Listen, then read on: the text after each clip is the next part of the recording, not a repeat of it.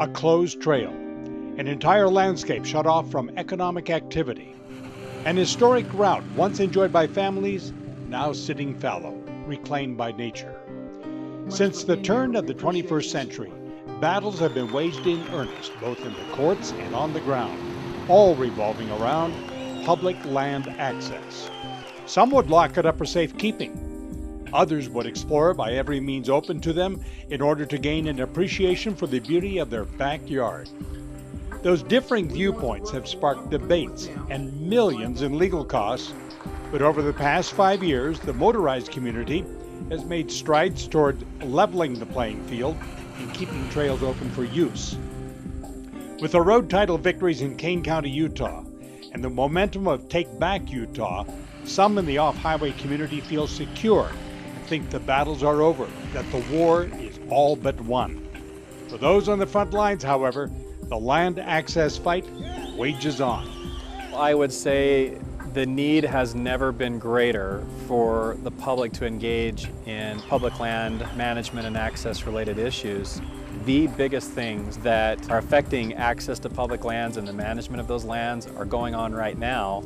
And now is not the time to become complacent. Now is not the time to kick back on our heels and think because we've had some pretty significant victories that everything's okay. One of the main issues of the past and present has revolved around what are known as RS 2477 roads, or rights of way granted by Congress over federal lands. They're historical roads that preserve our culture, our heritage, our access rights. Those rights are being disputed currently, with county governments wrangling with federal land managers over who actually owns the roads. The battle has come to a head in Utah's Kane County, where for years commissioners like Dirk Clayson have put their reputations and political careers on the line to assert their county's claims. Those efforts have paid off, with some roads being recognized as county property, but they amount to little more than a drop in the bucket. Well, we've only won title on 4 of our approximately 900 roads. And the roads that we've won title on are roads that would not be normally thought of as a backcountry road. Some of them are even paved roads.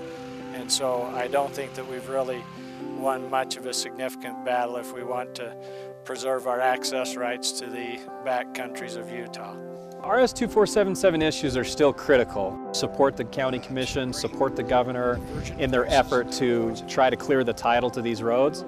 But there's one looming issue receiving national attention that could turn the entire public land debate on its ear. And it all stems from the fact that federal lands even exist in the first place. It was always contemplated that following statehood, our federal public lands would be sold off. Perhaps with a few exceptions here or there as might be needed for military bases or something like that.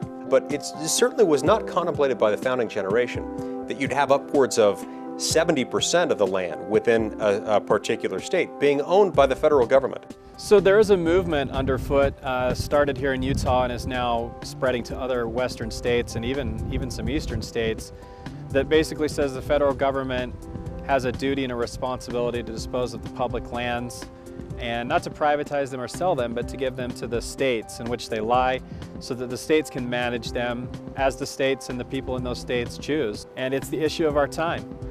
As legislators and land access advocates continue struggling to keep public lands open, there is hope that the victories of the past few years will continue.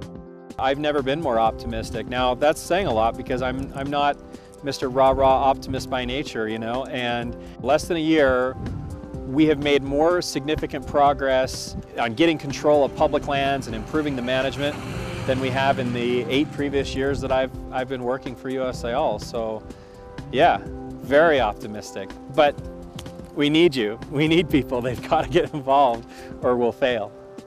And it's up to all of us to make sure that does not happen. From the Trailhead, I'm Don Dunwell.